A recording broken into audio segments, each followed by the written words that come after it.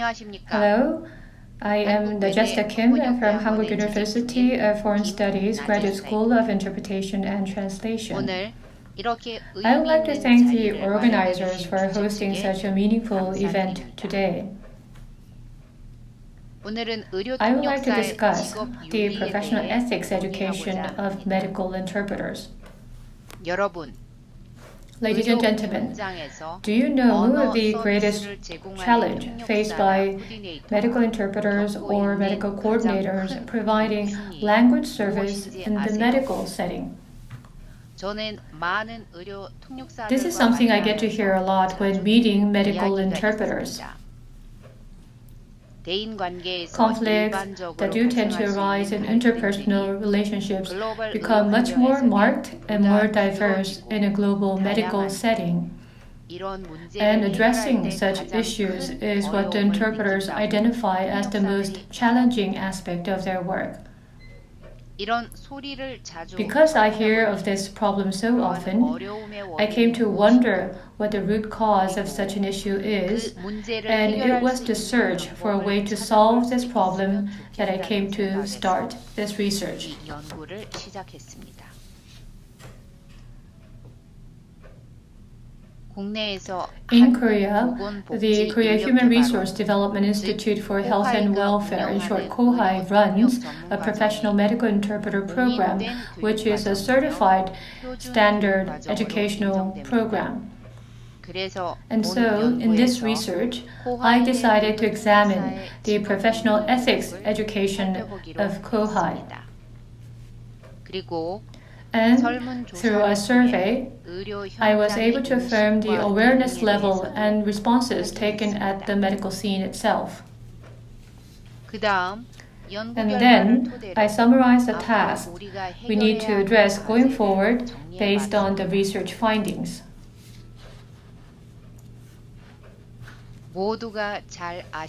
As you are well aware, in Korea, a professional medical interpreter program was launched in July 2009 with the aim of attracting overseas patients to Korean medical facilities with the revision of the relevant act in May. KOHI, which is under the auspices of the Ministry of Health and Welfare, designed and operates a training program which is in its 12th year in producing professional medical interpreters.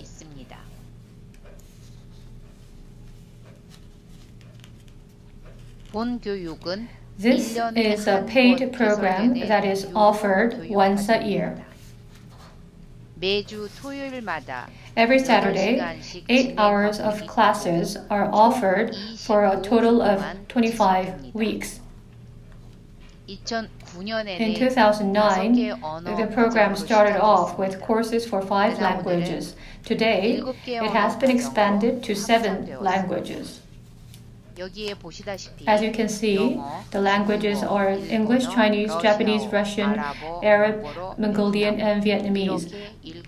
7 languages in total.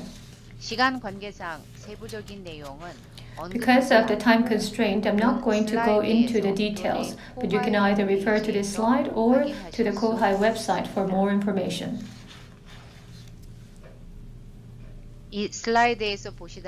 As you can see from this slide, as of 2020, the total number of interpreters trained as professional medical interpreters are around 700. In Korea, receiving professional medical interpreter training or taking the medical interpreter national exam, which started in 2016, is not yet mandatory. Therefore, if a person speaks a foreign language, anyone can easily enter into the field of medical interpretation. At present, there is no official statistics on the medical interpreters in the field. Therefore, it is difficult to assess the number of interpreters without any professional training. Given the number of overseas patients coming to Korea for medical checkups or treatment, it is estimated that the number of interpreters active in the field is greater than the number of interpreters who have completed the KOHI program. 한국의 의료 In the 현장에서 Korean medical 의료 setting, 통역사와 medical interpreter 의료 and the medical 코디네이터라는 coordinator 용어를 are terms 통역에 that are 사용하고 interchangeably used. 본 연구에서도 So in this study 두 as 용어 well, 모두 both terms 사용합니다. are used. 전문 의료 We will 통역사 now 교육 look at the 프로그램의 process of 발전 development 과정을 of the 지금부터 professional medical 살펴보겠습니다. interpreter education program. 전체 과정을 세 The entire 단계로 나눠볼 process 수 has been divided 있습니다. into 3 stages.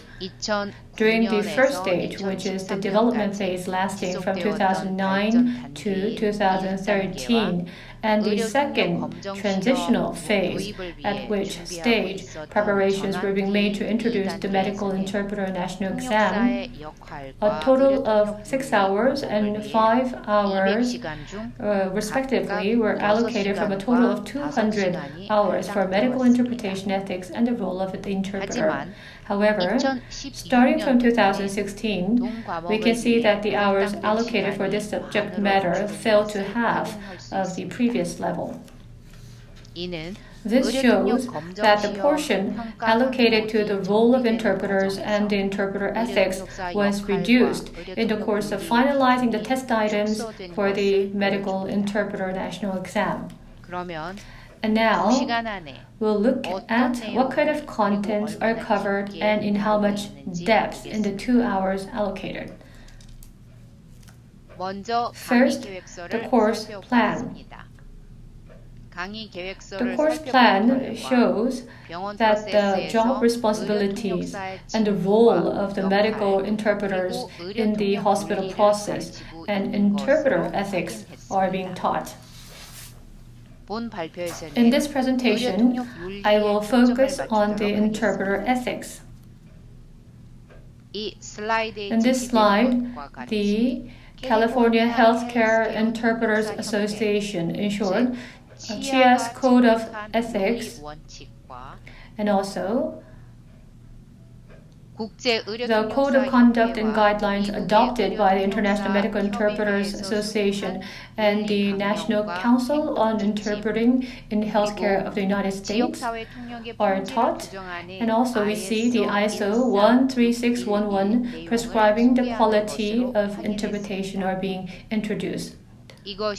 This is it for all that's being taught regarding interpreters' professional ethics in this program.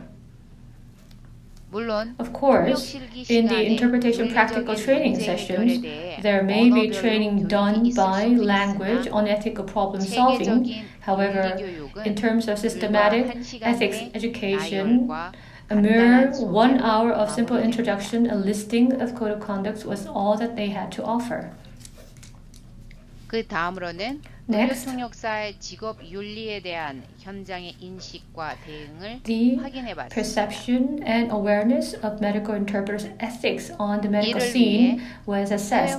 To this end, I conducted a survey among the medical interpreters and coordinators, medical facilities and agencies attracting overseas patients, and organizations implementing multicultural social policies.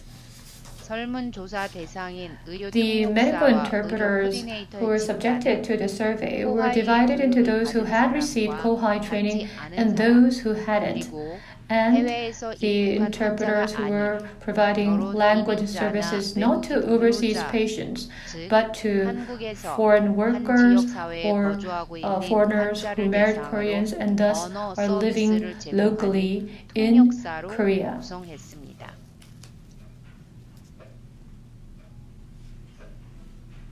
As you can see from this slide, we have selected 5 medical facilities and 3 overseas patient attracting agencies and 3 multicultural social policy related organizations, as well as 50 medical interpreters and medical coordinators for the survey. The survey consisted of 4 questions. Everybody who took part in the survey replied that ethical conflicts do happen. However, it was confirmed that with the exception of 1 medical facility, ethics code or code of conduct for medical interpreters were largely absent. In terms of training of interpreters as well, either no training took place on the site or systematic training was not provided. Organizations replied that ethical conflicts were resolved by relying on the conscience of the medical interpreters or coordinators, while interpreters replied that they tried to resolve the issue as best as they can from the point of view of the patients.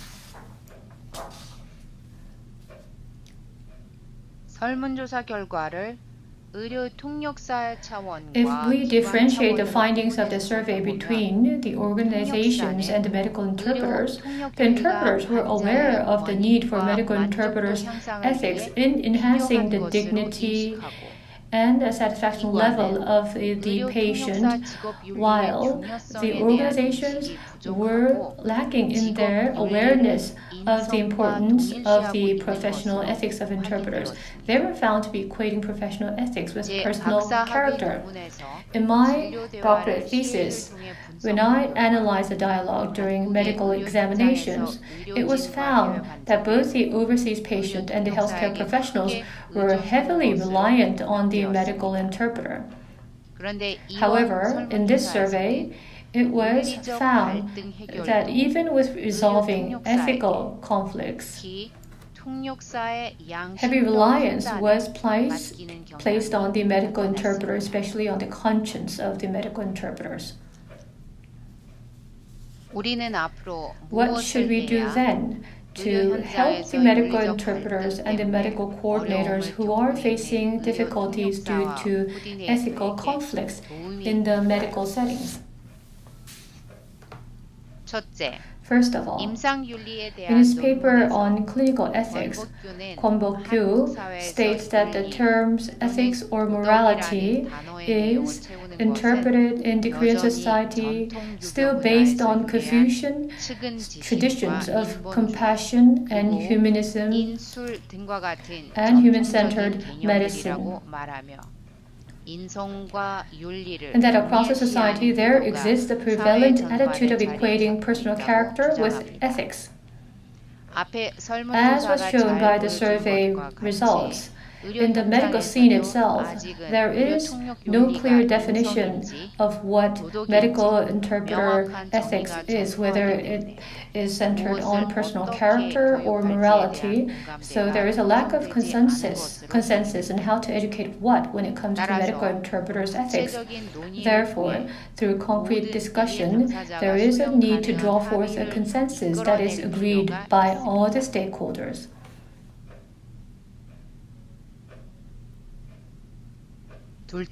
Second, the term medical ethics, well known to the layman, deals with all the medical ethical issues related to research ethics or public health ethics. However, in the field of medical education, the issue of greatest interest is the ethical conflict and its practical resolution as experienced by the medical professionals in the clinical setting. Such issues are dealt with by the clinical ethics. If that is so, then the medical interpreters working in the global healthcare settings should also feel similar ethical conflicts as with medical doctors. Therefore, it would be desirable to be equipped with the ability to resolve ethical conflicts. To this end, mobilizing relevant laws and regulations and various guidelines and one's own judgment, it is necessary to provide training that allows the one to search for the best or at least the second best option available. But to engage in such training, close collaboration with the medical community is necessary, and without such collaboration with the medical community, it will be difficult to compile best practices.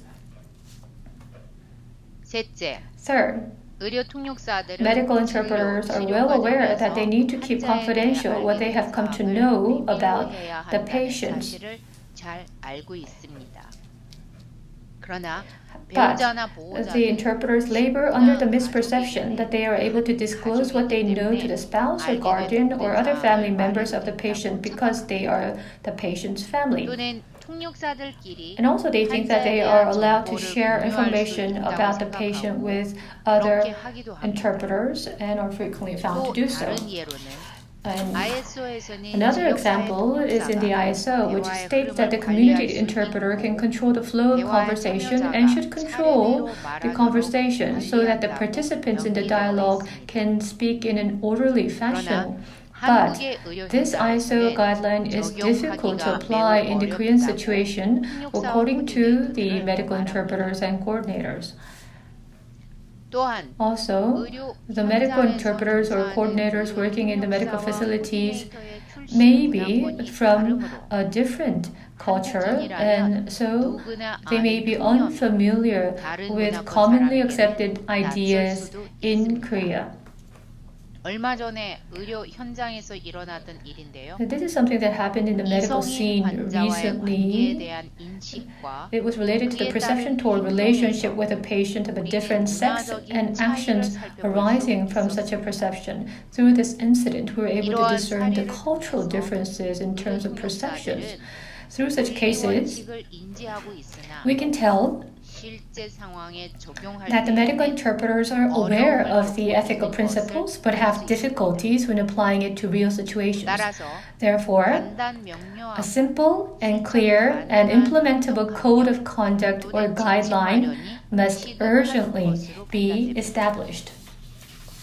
I believe such code of conduct or guideline for medical interpreters must include standard interpretation guidelines that takes into consideration the unique medical environment, the clinical ethics guideline, and the unique cultural characteristics of Korea in order to raise the satisfaction level of the patients as well as to lower the likelihood of legal disputes. Fourth, as I have mentioned in slide number 6, medical interpreters who have not received this systematic and professional training, in short, those non-institutionalized medical interpreters must be subjected to mandatory professional training or must receive stronger on-the-job ethics training in order to raise their clinical ethics competency. However, it looks as if the perception of the medical community at large and the government must first change in order for this to become possible. I look forward to excellent advice and recommendations from those of you interested in enhancing the ability of medical interpreters and coordinators to resolve ethical conflicts. Thank you very much for your attention.